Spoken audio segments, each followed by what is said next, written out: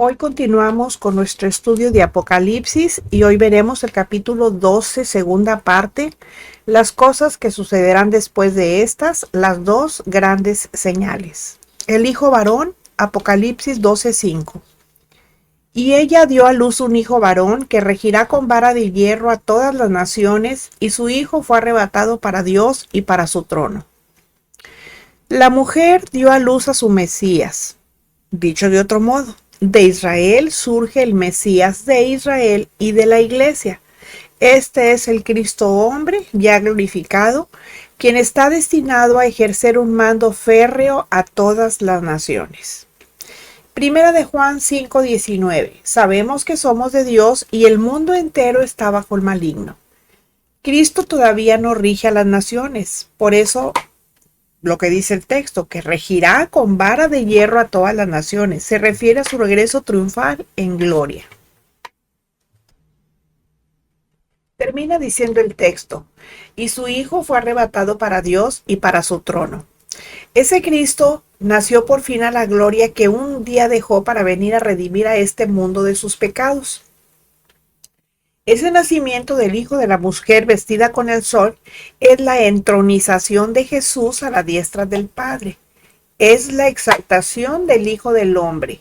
Es el nacimiento del Mesías como Rey, cumplido cuando murió, resucitó y ascendió al cielo, dando cumplimiento a lo escrito en el Salmo 2:7 que dice: Mi hijo eres tú, yo te engendré hoy. Hebreos 10:12-13. Pero Cristo, habiendo ofrecido una vez para siempre un solo sacrificio por los pecados, se ha sentado a la diestra de Dios, de ahí en adelante esperando hasta que sus enemigos sean puestos por estrado de sus pies. Es decir, muy a pesar del diablo, el Hijo de la mujer nació a la gloria e inmediatamente fue arrebatado para Dios, fue ascendido a los cielos, y dice la Escritura que Cristo está sentado a la diestra del Padre en el cielo, pero cuando regrese en gloria a la tierra, las cosas van a cambiar. Oseas 6:2 dice: nos dará vida después de 2 días, en el tercer día nos resucitará y viviremos delante de él. Ese tiempo anunciado por el profeta Oseas en el reloj profético de Dios se refiere a que el tiempo para Israel se detuvo justo cuando Jesús lo anunció antes de ir a la cruz en Mateo 23 del 37 al 39, cuando dijo: Jerusalén, Jerusalén, que matas a los profetas y apedreas a los que te son enviados. ¿Cuántas veces quise juntar a tus hijos como la gallina junta sus polluelos debajo de las alas, y no quisiste? He aquí, vuestra casa os es dejada desierta, porque os digo que desde ahora no me veréis hasta que digáis: bendito el que viene en el nombre del Señor. Juan 1:12. Mas a todos los que le recibieron, a los que creen en su nombre, les dio potestad de ser hechos hijos de Dios. Y Juan, después de decirnos que el Hijo ha sido llevado junto a Dios, nos vuelve a hablar de la mujer, o sea, de Israel. Y aquí es donde se inicia un salto en el tiempo de aproximadamente 2000 años, haciendo referencia al tiempo de las cosas que son. El tiempo de la iglesia, cuando se nos abre la puerta grande a los gentiles con el inicio de la dispensación de la gracia. Hechos 9:15 dice: el Señor le dijo a Pablo: ve, porque instrumento escogido me es este para llevar mi nombre en presencia de los gentiles y de reyes y de los hijos de Israel. No obstante, todavía quedaba una semana de años por cumplirse de las 70 semanas determinadas sobre Israel y de las que nos habla Daniel 9:20 al 27. Zacarías 13:8 y 9 dice: y acontecerá en toda la tierra, dice Jehová, que las 2/3 partes serán cortadas en ella y se perderán, mas la tercera quedará en ella, y meteré en el fuego a la tercera parte, y los fundiré como se funde la plata, y los probaré como se prueba el oro. Él invocará mi nombre, y yo le oiré y diré: pueblo mío. Y él dirá: Jehová es mi Dios. ¿Toda la nación de Israel en pleno huirá al desierto? Esa es una pregunta. No, solo el remanente que será salvo en la gran tribulación. A ellos son a quienes probará. Posiblemente serán solo una tercera parte de toda la nación de Israel, porque no todos los que se dicen judíos lo son verdaderamente, sino solamente los que son fieles. Romanos 2, 28 y 29 dice, pues no es judío el que lo es exteriormente, ni es la circuncisión la que se hace exteriormente en la carne, sino que es judío el que lo es en lo interior, y la circuncisión es la del corazón, en espíritu, no en letra, la alabanza del cual no viene de los hombres, sino de Dios.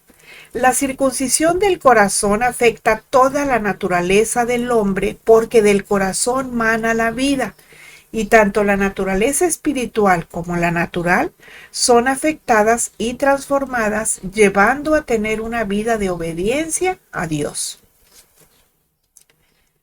La mujer, lo que sigue, vamos a hablar de la mujer es resguardada. ¿Dónde? En el desierto. Apocalipsis 12:6 dice, y la mujer huyó al desierto. La mujer tendrá que huir porque será perseguida por el dragón, el diablo, ya que Cristo está a punto de consumar su obra. Dice Jeremías 37, dice, cuán grande es aquel día, tanto que no hay otro semejante a él, tiempo de angustia para Jacob, pero de ella será librado. Recuerden que a Jacob se le cambió el nombre por Israel, por lo tanto aquí se refiere a Israel.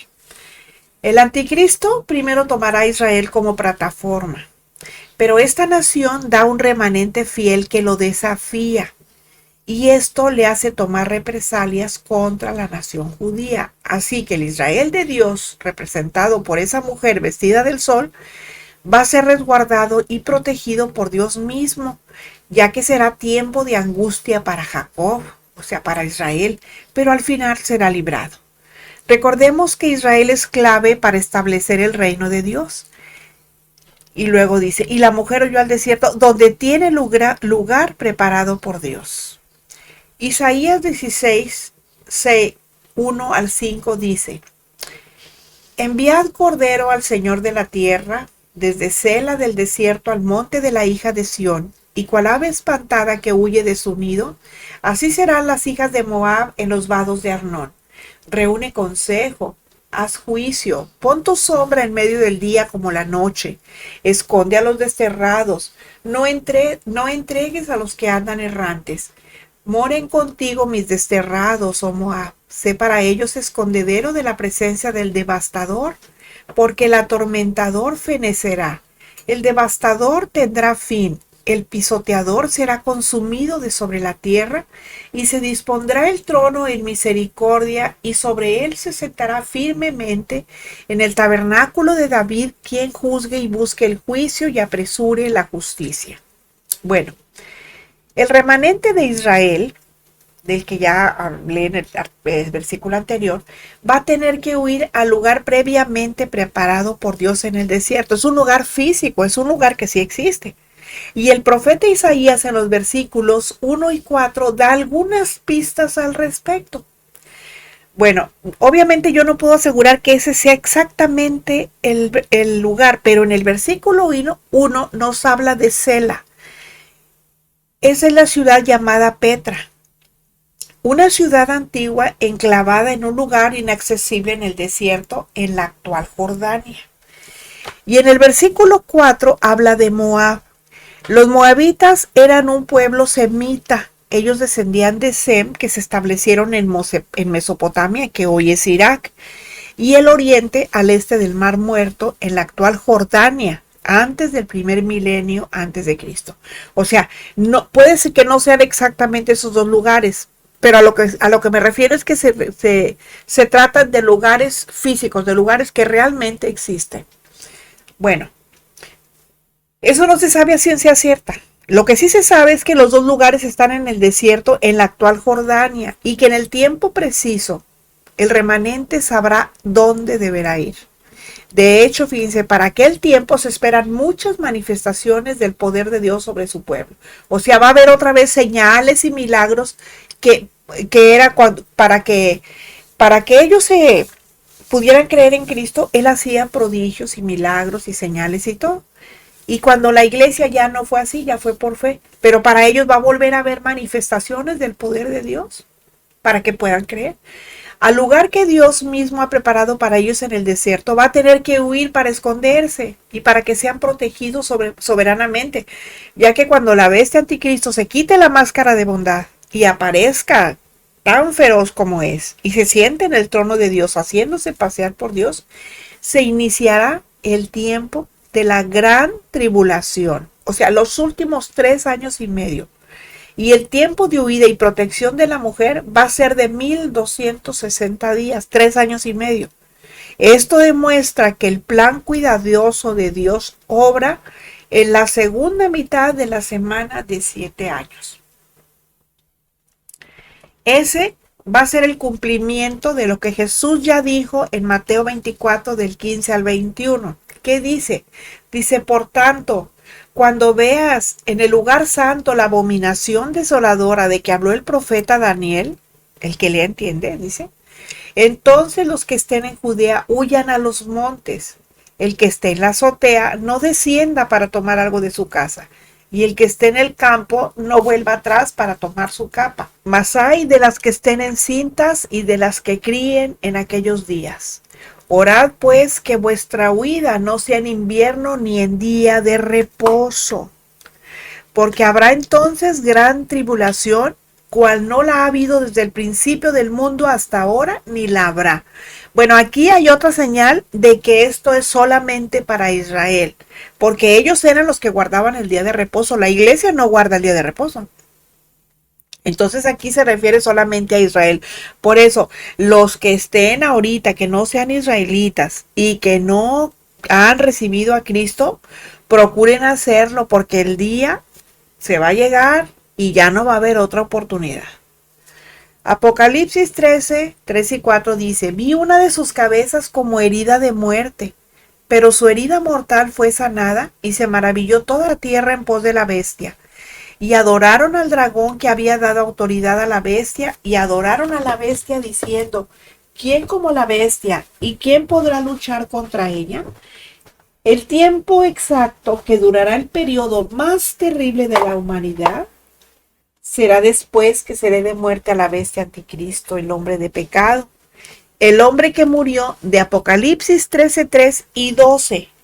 Y que resucitó como la bestia imperio, imitando a nuestro Salvador, y que va a empezar a gobernar sobre la tierra en ese periodo. Bueno, ahora vamos a ver a Miguel contra el dragón. Y vamos a ir a Apocalipsis 12:7. Dice, después hubo una gran batalla en el cielo. Miguel y sus ángeles luchaban contra el dragón, y luchaban el dragón y sus ángeles. A mitad de la gran tribulación, Dios va a cambiar el rumbo contra Satanás. Primero en el cielo y luego en la tierra. Una batalla espiritual tendrá lugar para negar el acceso de Satanás en el cielo.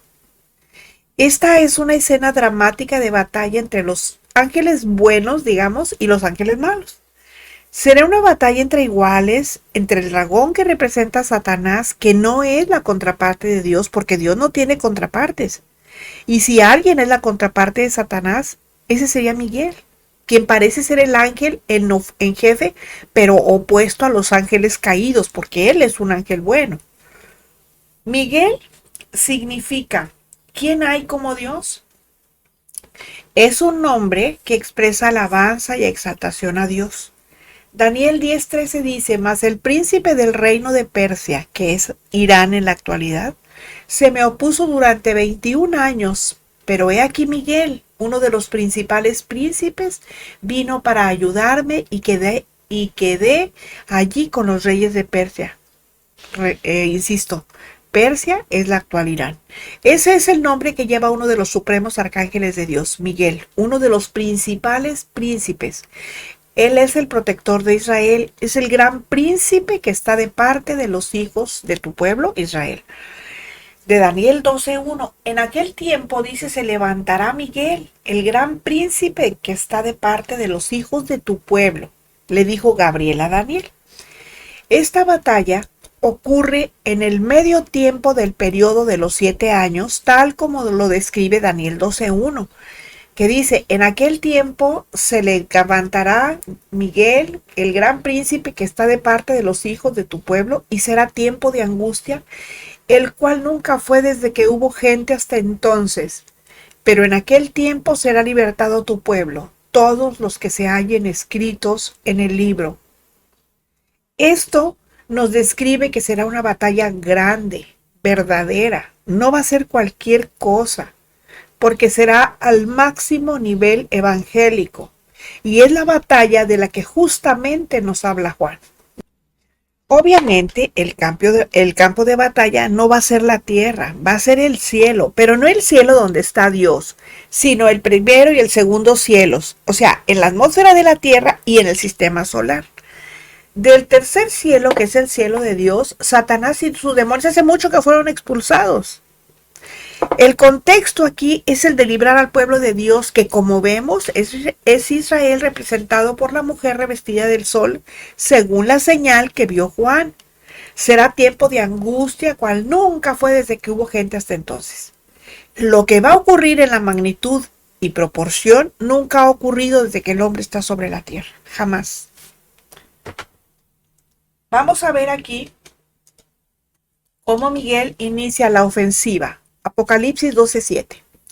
Miguel y sus ángeles luchaban contra el dragón, y luchaban el dragón y sus ángeles.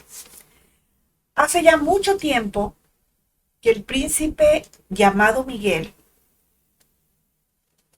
que era un ángel, está esperando la orden directa de Dios para arremeter contra el diablo y sus demonios.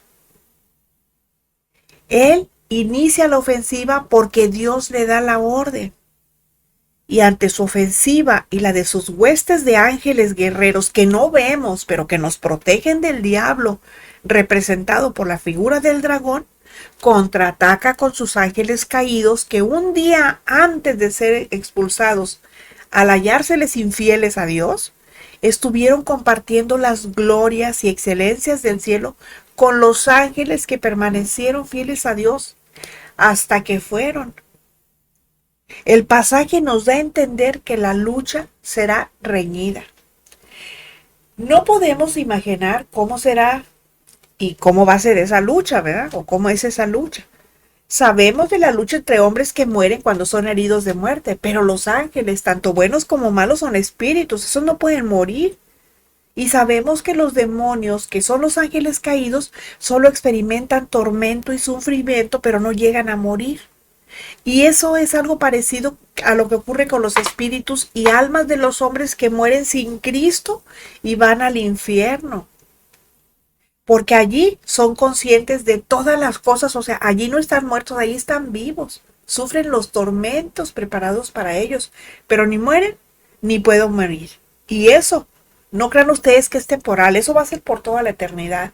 Así como los que están en Cristo van a vivir eternamente, estos también van a vivir eternamente, pero en el infierno, o en el lago de fuego más bien. Ahora vamos a hablar del dragón. El dragón, es evidente que se trata del mismo dragón escarlata ya mencionado en el 12:1.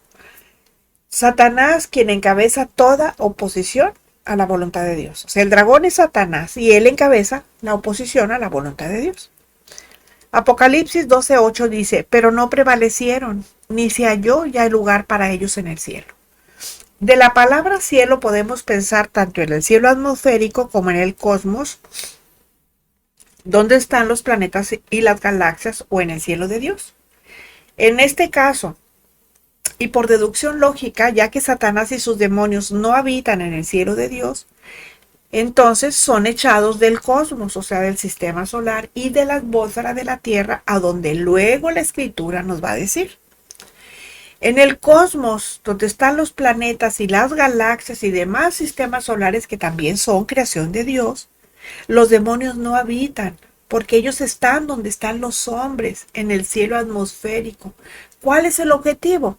Pues es destruir lo que Dios más ama, que es la humanidad, y por la cual Dios envió a su Hijo. Entonces, podemos decir que los demonios están donde Dios quiere que estén. Están en la tierra donde habitan los hombres. Apocalipsis 12:9 dice, y fue lanzado fuera el gran dragón, la serpiente antigua que se llama Diablo y Satanás, el cual engaña al mundo entero, fue arrojado a la tierra y sus ángeles fueron arrojados con él. Ser lanzado. Se trata lógicamente de un desalojo violento con el que se da un paso más en la degradación final de Satanás. Recordemos que la base de su derrota definitiva tuvo lugar cuando nuestro Señor Jesús murió en la cruz y resucitó. Posteriormente, el texto da una descripción abundante del personaje de quien se trata. Todavía hay muchas personas que no creen en su existencia, pero eso es parte de la estrategia del diablo, de Satanás, porque si una persona no cree que su enemigo existe y está ahí, pues entonces difícilmente se va a poder defender. Por eso Juan quiere dejar constancia de quién es realmente Satanás, el siniestro personaje, y lo describe como el gran dragón, lo describe como la serpiente antigua que se llama Diablo y Satanás, el cual engaña al mundo entero. Ahora vamos a ver qué significan esos nombres. Por ejemplo, a ver, el gran dragón. El gran dragón sugiere grandeza y poder destructivo. La serpiente antigua, ahí lo está identificando con la serpiente que apareció en el Edén a nuestros primeros padres. Se llama diablo. Esa palabra diablo significa calumniador, significa acusador, significa difamador. Todos esos que calumnian, que acusan y difaman sin pruebas son diablos. Con este título se describe no solo lo que es, sino lo que hace, porque su propósito es acusar a los hombres ante Dios. Luego también dice que es Satanás. Satanás significa adversario, contrincante, antagonista. Él es el mayor opositor de Dios y de los hombres. Y dice que el cual engaña al mundo entero. El Señor Jesucristo ya nos dijo de él en los evangelios que él era mentiroso y padre de mentira, porque él seduce con mentiras a los hombres y así los conduce a su destrucción. Fíjense, aunque nosotros no entendemos por qué, Dios ha permitido a Satanás tener algún tipo de acceso al cielo.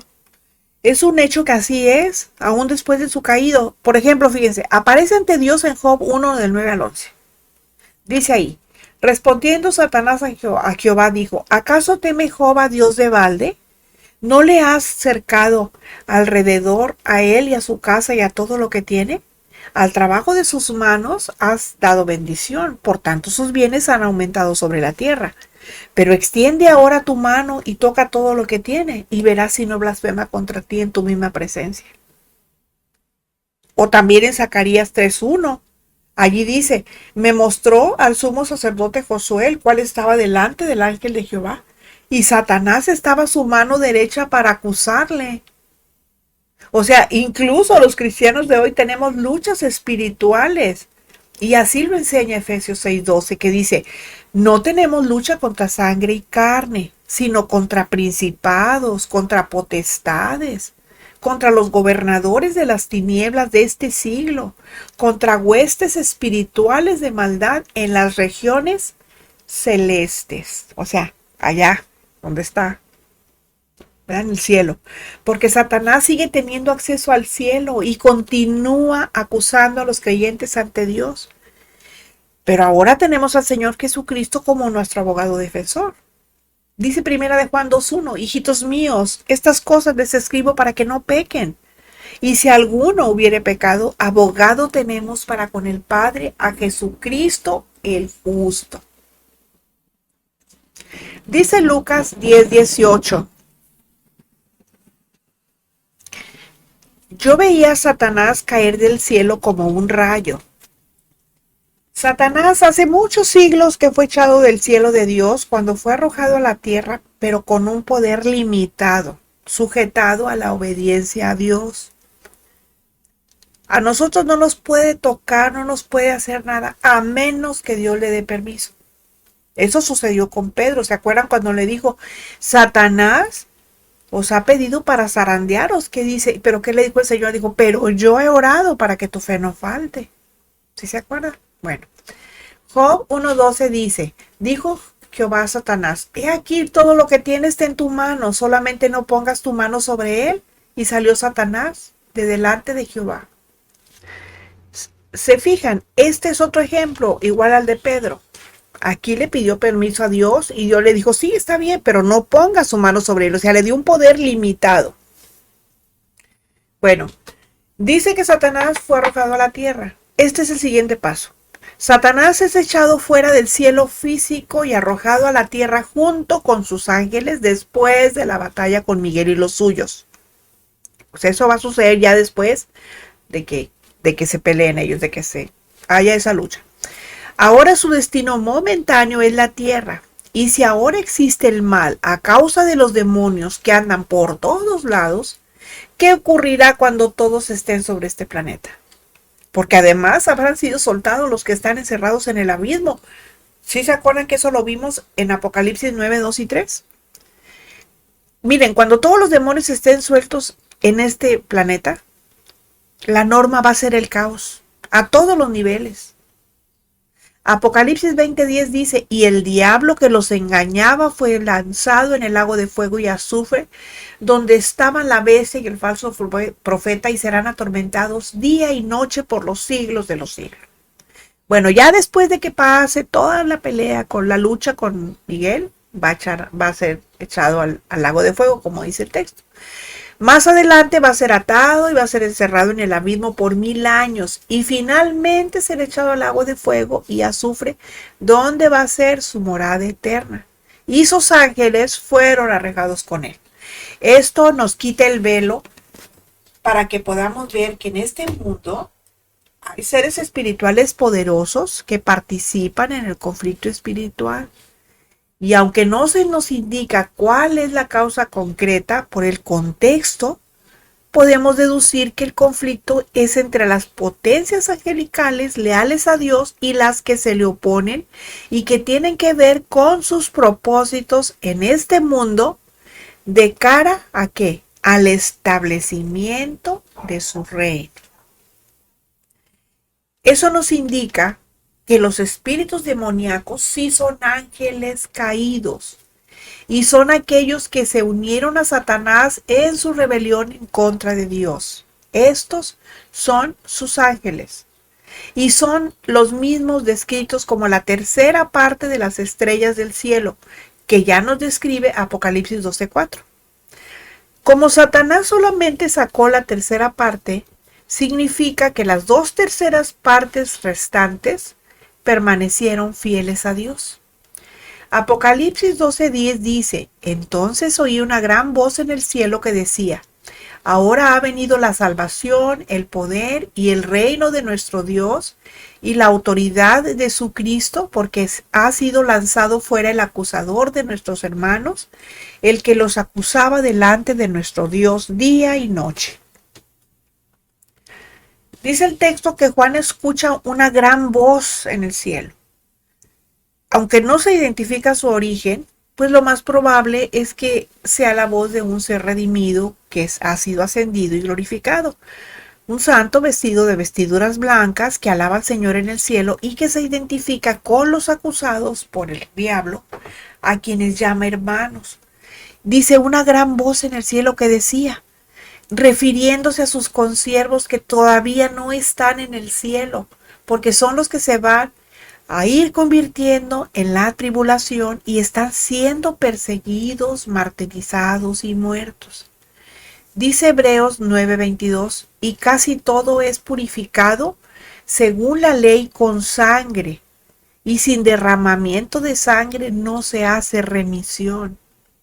De manera que ellos han vencido al diablo a través de su muerte, a través del derramamiento de su propia sangre, que es el derecho legal para vencer y declarar victoria frente a Satanás. Ahorita, Cristo fue quien dio su sangre por los pecados de todo aquel que en él crea. Solamente de los que crean en él. Vino al mundo, sí. Dice, para que todo el mundo sea salvo, sí, pero no todo el mundo, sino de los del mundo que lo acepten, nada más. A ellos son a quienes llama hermanos. porque ellos han recibido y han aceptado el evangelio del reino, pero que siguen en la tierra y son acusados día y noche por el diablo. Y el que sea la voz de un ser redimido en el cielo, hablando de los hermanos en la tierra que esperan, es una prueba más de que la iglesia efectivamente ya ha sido arrebatada. Y los que no son israelitas, pues aquí se van a quedar, porque ya una segunda oportunidad para ellos como para Israel ya no la va a haber. Así que el que no sea israelita, que no sea judío ahorita, pues es la oportunidad que tiene, porque la escalera se va a subir y ya no va a haber por dónde suba al cielo, porque la única manera es recibir a Cristo como el Salvador. Bueno, pero aquí el tema tiene que ver con la autoridad de Cristo y su reino. Por eso dice el texto, ahora ha venido la salvación, el poder y el reino de nuestro Dios y la autoridad de su Cristo. Aquí ya ha llegado el momento en que el Señor reinará sobre todos los reinos de esta tierra, tal como habían anunciado los profetas a lo largo del Antiguo Testamento. Pero no solo va a reinar, también va a manifestar la plenitud de la salvación y la victoria que Él ha conseguido para quienes creen en Él. Por lo tanto, la razón para esta alabanza es porque los creyentes ven la proximidad de la venida del reino de Dios, algo que se garantiza con la expulsión de Satanás y sus ángeles del cielo, porque ha sido lanzado fuera el acusador de nuestros hermanos, el que los acusaba delante de nuestro Dios día y noche, dice el texto. Ahora, no es la derrota final de Satanás, pero su expulsión indica que ya le queda poco tiempo. Job 1:10. Respondiendo Satanás a Job, dijo: ¿acaso teme Job a Dios de balde? ¿No le ha acercado a él y a su casa y a todo lo que tiene? Al trabajo de sus manos has dado bendición. Por tanto, sus bienes han aumentado sobre la tierra. Ese acusador es el mismo diablo quien tiene como ocupación, como trabajo, acusar a sus hijos ante Dios. El acceso que el diablo tenía a la presencia de Dios a manera de audiencia que se le concedía y que todavía se le concede, va a dejar de ser cuando Miguel con sus huestes intervengan y Satanás como acusador termine y se ha echado de su acceso al cielo.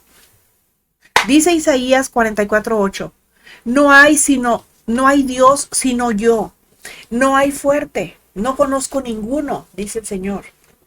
En ese momento, la oposición real del maligno contra la voluntad de Dios, pero no contra Dios, se acaba. Y su oposición solo es contra la voluntad de Dios. Pero esto no significa que el diablo y sus demonios estén en el cielo. No hay ni un solo demonio en el cielo. Significa solamente que tiene acceso a la presencia de Dios para acusarnos de día y de noche. Miren, de aquí yo saco una lección práctica. Lo que tenemos que hacer es vivir vidas rectas y sin mancha ante Él para no darle razones al diablo para que nos acuse ante Dios. Tenemos que ponernos a cuentas todos los días, todas las noches, en la noche antes de dormir, pues ponernos a cuentas con el Señor, porque no sabemos si dormida el Señor nos vaya a llamar, no sabemos. Y no sabemos si hemos pecado de palabra, de obra, de omisión, no sabemos. Entonces, hay que ponernos a cuentas con el Señor para no darle razones al diablo para que nos acuse ante Él. Imagínense. Apocalipsis 12:11 dice, y ellos le han vencido por medio de la sangre del Cordero y de la palabra del testimonio de ellos, y menospreciaron sus vidas hasta la muerte. Aquí se celebra la victoria de los creyentes frente a las acusaciones de Satanás. Satanás ha perdido la batalla, pero los creyentes reconocen que esta victoria se la deben al Cordero, quien por medio de su sangre les ha limpiado de todo pecado y todas las acusaciones de Satanás quedan anuladas. Este es el único fundamento de nuestra victoria sobre el maligno. Por eso les digo, para que las acusaciones de Satanás queden anuladas, hay que ir con nuestro abogado, que es nuestro intercesor ante Dios, para que nos limpie de todo pecado. Dice el texto, dice, ellos le han vencido por medio de la sangre del Cordero. La sangre vence las acusaciones de Satanás y el énfasis pues es la muerte de Jesús, porque no solamente sufrió, sino que realmente murió dando su sangre por medio de la cual nuestros pecados han sido expiados. Efesios 1:7 dice, en quien tenemos redención por su sangre, el perdón de pecados, según las riquezas de su gracia. Las acusaciones de Satanás en nuestra contra no significan nada porque Jesús pagó el precio de la pena que nuestros pecados merecían y nos ha justificado por medio de su obra en la cruz. Aquí considero importante decir que no debemos de tener a la sangre de Jesús como un asunto supersticioso, porque no es una poción mágica. Si así fuera, pues entonces los romanos que lo condenaron a muerte y fueron salpicados con su sangre, habrían sido salvos automáticamente. Por eso de que vamos a orar a la sangre de Cristo, ¿qué es eso? Eso no es bíblico, la Biblia no manda eso. Aquí de lo que nos habla la sangre es de la muerte física real de Jesucristo en nuestro lugar. Esa muerte y juicio en Cristo es lo que nos salva. Y no debemos usarla de manera egoísta como si fuera una almohada para descansar de nuestras preocupaciones. No, nosotros debemos usarla como un arma para rendir nuestros pecados a Dios. La palabra del testimonio de ellos, esa palabra testimonio tiene que ver con la confesión de su fe en Cristo, la cual les condujo a la muerte. En Mateo 24:31 dice, y enviará sus ángeles con gran voz de trompeta y juntarán a sus escogidos de los 4 vientos desde un extremo del cielo hasta el otro. Y luego dice, y menospreciaron sus vidas hasta la muerte. Su testimonio será tan grande y perseverante que van a olvidar que sus vidas correrán peligro y no se van a detener ante el martirio, sino que ellos de buena gana van a pagar el precio por su lealtad a Cristo, porque ya se van a dar cuenta que realmente era Cristo. Ellos no van a estar dispuestos a poner su vida por delante de su lealtad al Salvador. Y como sus soldados, van a tener que perderla a fin de conseguir la victoria sobre el diablo. Marcos 8:35 dice, porque todo el que quiera salvar su vida, la perderá. ¿Se fijan? Aquí está diciéndolo. Y todo el que pierda su vida por causa de mí y del Evangelio, la salvará. Eso es lo que sucederá en el tiempo de la gran tribulación. Que para ser salvos, si quieren realmente vivir eternamente, van a tener que estar dispuestos a morir. Y va a ser una muerte, pues así como les estoy diciendo, o sea, tremenda. Apocalipsis 12:2 dice, por lo cual alegraos cielos y los que moráis en ellos. Ay de los moradores de la tierra y del mar, porque el diablo ha descendido a ustedes con gran ira, sabiendo que tiene poco tiempo. En primer lugar, la exhortación a regocijarse está relacionada con el hecho de que Satanás ya no tiene acceso al cielo para seguir acusando a los creyentes. Pero en segundo lugar, estas son malas noticias para los moradores de la tierra. En este sentido, los cielos tienen por lo menos 2 motivos para alegrarse. Porque han sido limpiados de demonios y porque los que moran en ellos, o sea, específicamente el cielo de Dios, está recibiendo una gran cantidad de santos que menospreciaron sus vidas hasta la muerte. Pero ahora viene la malaventuranza, digámoslo así, que dice, ay de los moradores de la tierra y del mar, porque el diablo ha descendido a vosotros con gran ira, sabiendo que tiene poco tiempo. Ay, moradores de la tierra y el mar. Esta expresión se refiere a quienes tienen su mirada en las cosas de este mundo. Miren, se refiere a los que no tienen a Cristo, pues, y que tienen su mirada puesta en las cosas de este mundo, como la mujer de Lot. En Génesis 19:26 dice, la mujer de Lot miró atrás a espaldas de él y se volvió estatua de sal cuando salían de Sodoma y de Gomorra. Es decir, son todas las personas que rechazan a Jesús y no pueden alegrarse, por al menos 2 motivos. No tienen la vida porque lo han rechazado. Dice primera de Juan 5:12, el que tiene al Hijo tiene la vida, el que no tiene al Hijo de Dios no tiene la vida. Y el diablo, quien es homicida desde el principio, de Juan 8:44, quien fue echado de los cielos, está junto con todos sus demonios en plena ira, o sea, está enojado, así furibundo, efervesciendo así de furia, que va a descargar contra los hombres sin Dios. ¿Por qué? Pues porque sabe que tiene poco tiempo y va a venir a la tierra decidido a derramar su ira y a hacer todo el mal que pueda. Su poder es real y es aterrador, pero no porque él vaya a triunfar, sino porque sabe que está derrotado y tiene poco tiempo. Miren, él va a derramar su ira para destruir. Es como un animal herido y arrinconado que pelea ferozmente. En este sentido, la expresión gran ira proyecta la ira de arder, o sea, de hervir de ira. Es como si el dragón fuera una olla hirviendo que se percibe su furia incontrolada. Dios ha impuesto limitaciones a su libertad de movimiento, pero no se rinde porque es un ser depravado hasta lo máximo. Ese ay no solo es una exclamación al ver todo el horror que se avecina, es más bien una advertencia más a las gentes de la gran tribulación para que se arrepientan de sus pecados y se vuelvan a Dios. El diablo tiene un motivo. Sabe que ya le queda muy poco tiempo para dejar de ser el príncipe de este mundo. Y en este punto ya ha entendido que la proclamación de que el reino de este mundo ha venido a ser del Señor y de su Cristo, que está en Apocalipsis 11:15, es una realidad que no puede ocultar ni negar. Bueno, ahora vamos a ver el afán destructor del diablo. Y nos vamos a ir a Apocalipsis 12:13. Dice así: y cuando vio el dragón que había sido arrojado a la tierra, persiguió a la mujer que había dado a luz al hijo varón. Bueno, el dragón ya no tiene acceso al hijo varón de la mujer, que era el principal objetivo de su ira. Desde ese momento se dirige hacia el pueblo de Israel. A través de los siglos, el pueblo de Israel ha sufrido más odio y persecución que cualquier otro pueblo. Eso confirma lo que aquí se anuncia, pero debemos aclarar que detrás de todo este sufrimiento está Satanás. De algún modo, él es el principal promotor, y ya que no puede atacar directamente al hijo de la mujer, bueno, pues entonces busca hacerle daño a través de la mujer. Hechos 9:5 él dijo, ¿quién eres, Señor? Y le dijo, yo soy Jesús a quien tú persigues. Dura cosa te es dar coces contra el aguijón, o sea, dura cosa te es patear al aguijón. Después que Satanás, el diablo,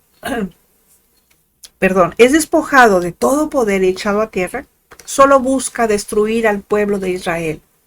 Pero ¿por qué Satanás ataca a Israel? Esta pregunta no es solamente para la gran tribulación, sino de toda la historia de vida del pueblo escogido por Dios. La razón es que Israel, desde el tiempo de Abraham, ha tenido un rol protagónico en el plan de redención de Dios. Ha sido el protagonista, el protagonista. Porque Israel es el pueblo escogido y la iglesia somos invitados. Y los invitados no siempre estamos allí, en la casa del dueño, porque nada más nos invita un tiempo. Por eso la iglesia nada más va a estar aquí un tiempo y se va, ¿verdad? Porque es llamada, se va a ir, pero los que no quieren entrar en la iglesia de Cristo, pues esos se van a quedar. Bueno, Israel es el pueblo escogido y es esencial para su propósito en la eternidad. Y el hecho de que ese pueblo nació Jesús el Mesías, a quien odia tanto, pues hace que lo ataque, porque sabe que si tiene éxito, el plan eterno de Dios va a ser frustrado. Apocalipsis 12:14 dice, y se le dieron a la mujer las 2 alas de la gran águila para que volase de delante de la serpiente al desierto, a su lugar donde es sustentada por un tiempo y tiempos y la mitad de un tiempo. La furia se derrama en contra de Israel. Después de la abominación desoladora a los 3 años y medio, marcando con eso el punto medio de la semana 70 de Israel, de la cual Jesús habló en Mateo 24 del 15 al 22, hablando en términos que distinguían a los judíos, por ejemplo, azotea, orad, pues, que vuestra huida no es en invierno ni en día de reposo. Y este pasaje describe la furia de la cual Jesús les dijo que huyeran. Las 2 alas aquí se utiliza una metáfora que ya había sido usada en relación al pueblo de Israel cuando de forma milagrosa fueron sacados de la esclavitud de Egipto. Lo vemos en Éxodo 19:4 cuando dice: vosotros visteis lo que hice a los egipcios y cómo os tomé sobre alas de águilas y os he traído a mí.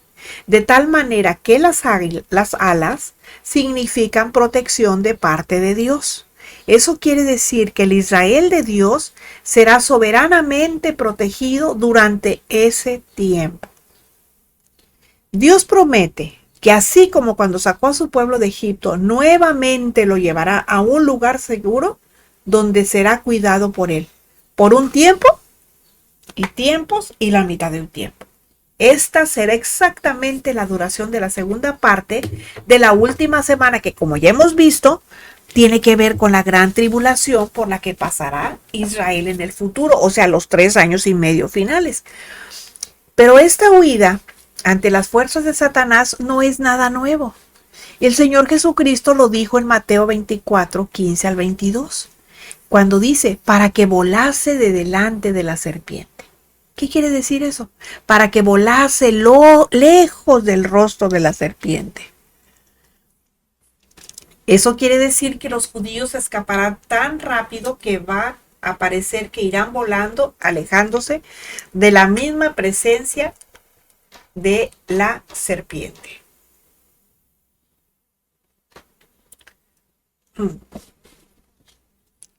Bueno, Dios promete que así como cuando sacó a su pueblo de Egipto, nuevamente lo va a llevar a un lugar seguro donde será cuidado por él, ¿verdad? Bueno, la serpiente es sutil y podemos entender que el diablo, personificado como serpiente a través de sus hombres y encabezados por la bestia imperio y el falso profeta, va a intentar, valiéndose en un principio de la política y la diplomacia, destruir a Israel de forma más o menos oculta y sutil, dando con esto pues ventaja al pueblo de Dios para que se pueda ir a esconder al desierto, a su lugar, dice el texto. O sea, existe un lugar físico en el desierto, le está diciendo, un lugar a salvo del mundo y de su príncipe. Ese lugar es un lugar expresamente preparado por Dios, ¿verdad? Bueno, eso se los dice en Isaías 26, 20 al 21. Ese lugar que Dios ha preparado para ellos en los días que están por venir. Apocalipsis 12, 15. Y la serpiente arrojó de su boca tras la mujer agua como un río para que fuese arrastrada por el río. Podemos relacionarlo con lo que le ocurrió a Israel cuando salió de Egipto, que también se encontraron en un momento delicado porque llegaron a estar atrapados entre el ejército egipcio y el mar. Pero Dios intervino y las aguas se abrieron y pudieron pasar. Jeremías 46, 7 al 8 dice: ¿quién es este que sube como río y cuyas aguas se mueven como ríos? Egipto como río se ensancha y las aguas se mueven como ríos. Y dijo: subiré, cubriré la tierra, destruiré a la ciudad y a los que en ella moran. Bueno, Apocalipsis 12, 16. Pero la tierra ayudó a la mujer, pues la tierra abrió su boca y tragó el río y el dragón había echado de su boca. Puede ser que aquí se manifieste del todo la soberanía de Dios en un acto sobrenatural. Este pasaje describe también la protección final de Dios hacia Israel cuando se desate la furia de Satanás, o sea, la bestia imperio en la gran tribulación. Eso lo podemos ver en Isaías 59, 19. Y luego tenemos Apocalipsis 12, 17, que dice: entonces el dragón se llenó de ira contra la mujer y se fue a hacer guerra contra el resto de la descendencia de ella, los que guardan los mandamientos de Dios y tienen el testimonio de Jesucristo. Satanás encolerizado aparece nuevamente, pero en esta ocasión impotente porque no va a poder dañar a Israel, que es blanco particular de su persecución por medio de la bestia imperio en los últimos días, y va a dirigir toda su furia para hacer la guerra contra el resto de la descendencia o simiente de Israel. Bueno, ya sea que apenas comience o continúe la feroz persecución de todos aquellos que no quieran someterse y adorar al gran dictador satánico, los mártires de este periodo fueron mostrados en Apocalipsis 7 del 13-14. Aquí será precisamente cuando Satanás pierda la batalla por las almas de los santos en el cielo, que él comienza su persecución sin frutos de sus cuerpos. Nos encontramos la próxima semana.